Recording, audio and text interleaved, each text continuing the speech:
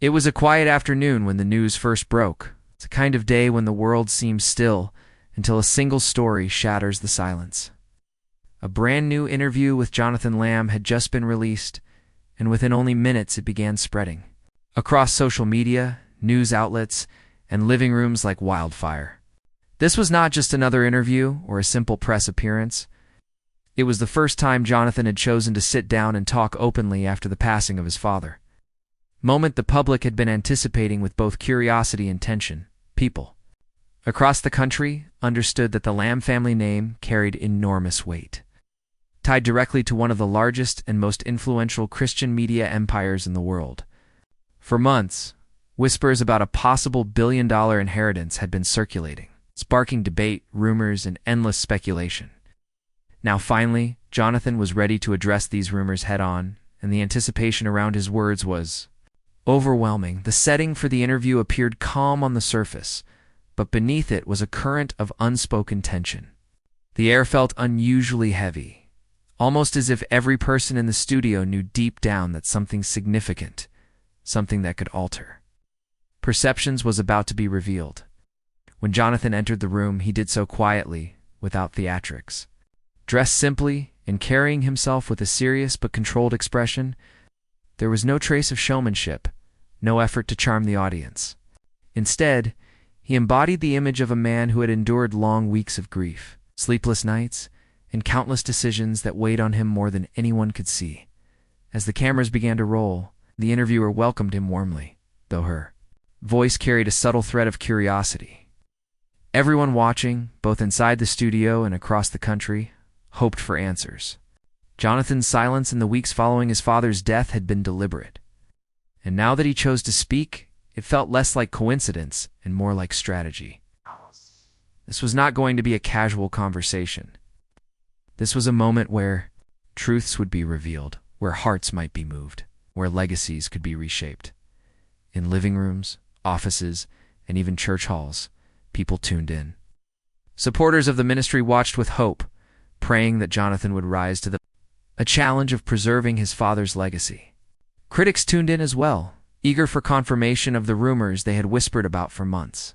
Some were simply curious, wondering how a man could possibly carry the responsibility of inheriting something so massive, so public, and so deeply tied to faith. Jonathan inhaled deeply, his eyes fixed forward with determination. He looked like a man who had rehearsed his words carefully, but also like someone who knew that no matter how much he prepared, nothing could soften the weight of what was coming. The stage was set, the questions were ready, and the world was about to hear Jonathan Lamb's side of the story for the very first time. The night before the interview, Jonathan had barely slept. His mind replayed memories of the past year over and over again, the countless hospital visits, the final conversation with his father, the funeral that passed by in a blur of emotion. Each time he closed his eyes, he saw his father's face, smiling but serious, almost as if offering him one final piece of advice. Jonathan had always known this day would come, but knowing and being truly ready were two very different things.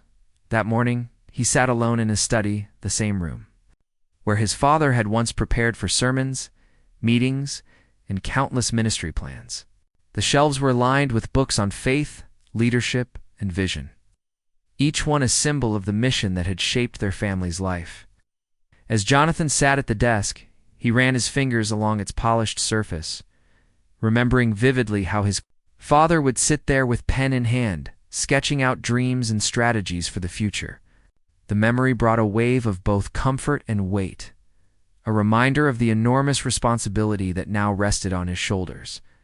To the outside world, people saw the figure, $1 billion, and imagined luxury, power, and absolute freedom. But Jonathan understood a harsher truth. Behind those numbers were hundreds of employees relying on the ministry for their livelihood, countless projects requiring steady funding, and entire communities looking to their broadcasts for hope. This wasn't merely an inheritance. It was a test of character, a responsibility greater than wealth itself. Emotionally, Jonathan was torn. Part of him longed to grieve quietly, away from cameras and expectations. Another part recognized that silence would only spark more division. Within the family, and more speculation in the media, the pressure had been relentless, not only from reporters, but also from within his own family. Every person seemed to carry an opinion on what he should do. Yet Jonathan knew, perhaps more than anyone, that at the end of the day, the decision and the consequences that followed would be his alone.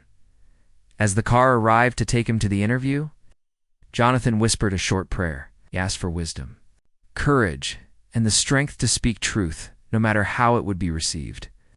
Deep inside, he knew the things he was about to reveal would surprise many and unsettle others. But there was no turning back. It was time to step into the spotlight and carry both his father's legacy and his own truth into the public eye. The interview began gently enough. The host asked about Jonathan's memories of his father in the early days of the ministry. He answered with warmth, though grief lingered in his voice. But calm moments in interviews never last forever. After a pause, the host leaned forward, her tone shifting ever so slightly as her eyes locked on him. "Jonathan," she began carefully, "there's something everyone has been wondering. Reports have been circulating about a $1 billion inheritance." Instantly, the studio's atmosphere changed. Even the crew, trained to remain professional, seemed to hold their breath. Jonathan didn't answer immediately.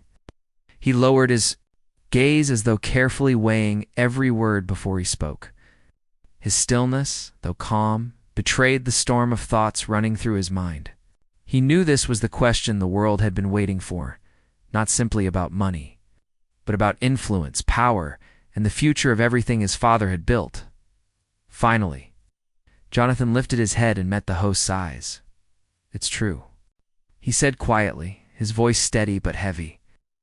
"But it's not what people think." The host tilted her head, sensing more. "What do you mean?"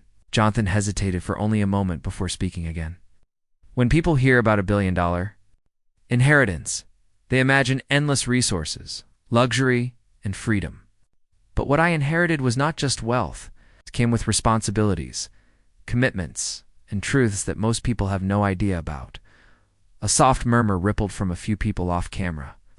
The host pressed further, her tone sharper now. "Are you saying the inheritance has conditions?" Jonathan nodded slowly. "Yes, and those conditions will change everything." The studio fell silent again. At home, viewers leaned closer to their screens, realizing they were about to hear something far more complex than a story about money. Jonathan inhaled deeply, as though the words he had carried for months were finally ready to be released. "What people don't realize," he began, his voice steady yet filled with quiet intensity, "is that this inheritance isn't only about money. It's a legacy and it's a burden. My father built Daystar with his faith, his vision, and relentless work.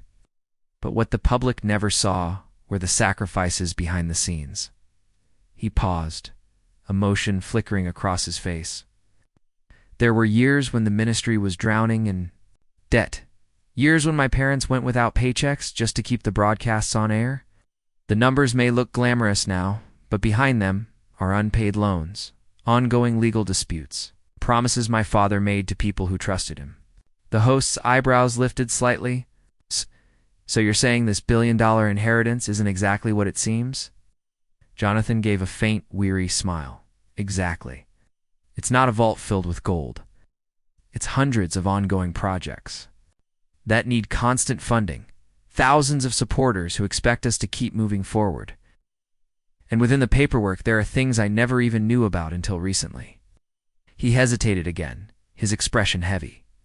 "There's a part of this story only a few in my family know. My father left behind a responsibility far greater than the money itself. It is a responsibility to fulfill promises, commitments that in some cases could take decades to complete. It's a commitment to causes that were deeply important to him. Causes he never spoke about publicly, but carried quietly in his heart." The host leaned forward, her voice carrying a tone of gentle curiosity. "Can you share an example?" she asked. Jonathan's response came in a softer tone, almost as though he was pulling back the curtain on something deeply personal. explained that much of it had to do with communities overseas, quiet efforts where his father had built churches and secretly funded schools. These weren't publicized deeds, nor were they tied to recognition. Instead, they were bound by private agreements with people who never wanted their names in the spotlight, people who cared only about faithfulness to the mission. Those agreements, Jonathan revealed, were written into the inheritance itself. "I can't ignore them," he said firmly. "I won't." For the first time in the interview, the mood in the room shifted.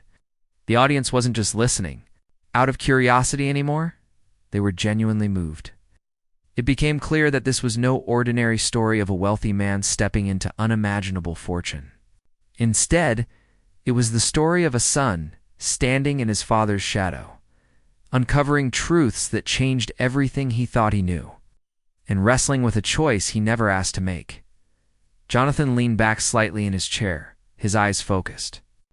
On some invisible point far away, as though he were carefully measuring each word before releasing it, his tone grew quieter, almost surgical in its precision. Aware that the next revelation could forever alter how the world saw not just his father, but him as well. "When I finally sat down with the lawyers to go through my father's will," he began, "I expected it to be straightforward.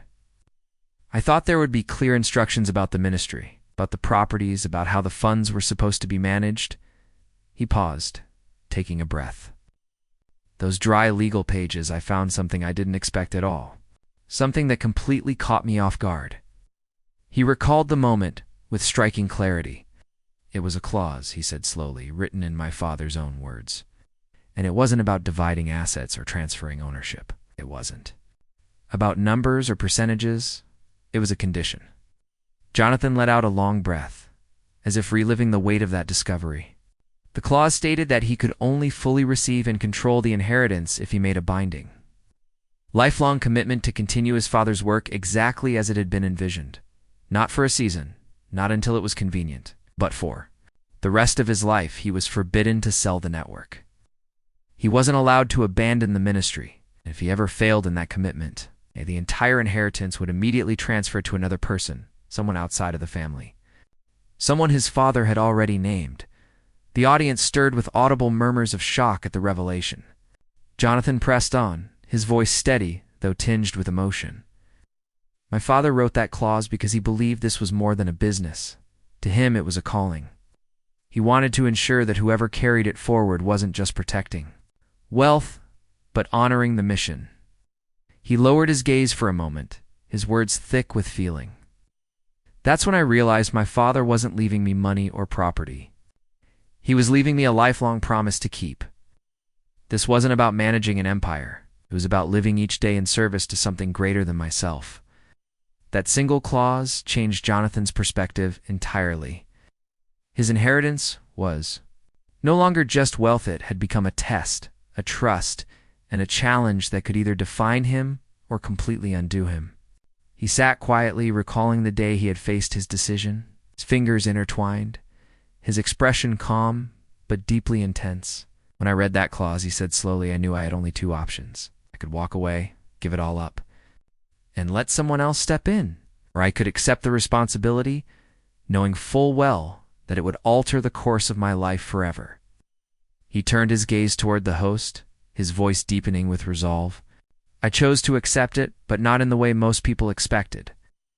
The host tilted her head, curiosity etched across her face. "What do you mean by that?" she asked. Jonathan inhaled slowly, collecting his thoughts. "Most people assumed that if I accepted, I'd keep the inheritance for myself, use it to maintain a lifestyle of luxury, comfort, and control. But I realized that if I was truly going to honor my father's vision, then the resources couldn't just sit in bank accounts or vaults. They needed to work for people." He leaned forward slightly, his voice firm. "So I made a commitment. A significant portion of the inheritance would go toward funding community projects, expanding outreach, and supporting the very people my father cared for most often, in places far from the spotlight." The room fell silent, every ear fixed on his words. Jonathan explained further. "This was never about making the ministry bigger, just for show. It was about making it deeper, reaching people. My father always dreamed of helping, but never had the time or resources to reach. A faint smile appeared on his face, though it was lined with emotion. I knew it would shock people. Some of my own family weren't happy. They saw it as giving away what could have been preserved. But to me, keeping that money locked away, without using it for good, would have been the same as breaking my father's promise. He straightened slightly, his tone unwavering now. So, I made my decision public. I told the board. I told the staff. And eventually I told the world, this inheritance will not become my personal empire. It will be a mission. Every dollar will serve a purpose. Below, every decision will be measured against the same question my father lived. By does this serve God's people? For a moment, there was nothing but silence in the studio, the weight of his conviction hanging thick in the air. Then, slowly, applause spread through the audience, building into a wave. Not everyone agreed with Jonathan's choice, but no one could deny the sincerity behind it. The announcement spread faster than Jonathan could have ever imagined. Within hours of the interview airing, clips of his words were everywhere on social media, television broadcasts, and online news outlets. Headlines varied. Some praised him with titles like Jonathan Lamb turns billion-dollar inheritance into global mission, a legacy of faith over fortune. Others were more skeptical, questioning, is Jonathan giving away too much? Highlighting family rift over inheritance decision? Online reactions were equally divided.